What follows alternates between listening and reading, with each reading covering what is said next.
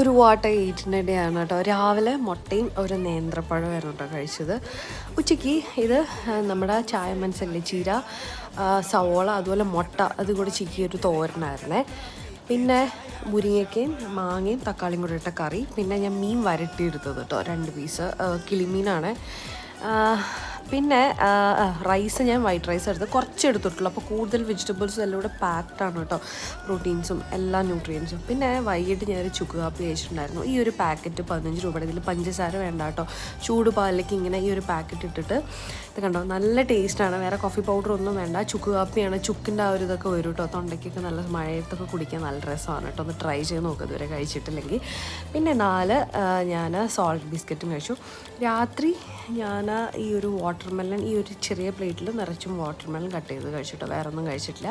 അപ്പോൾ ചുക്ക് കാപ്പി എന്തായാലും ഒന്ന് കഴിച്ചിട്ടില്ലെങ്കിൽ ട്രൈ ചെയ്യണം കേട്ടോ, ഭയങ്കര ടേസ്റ്റാണത്.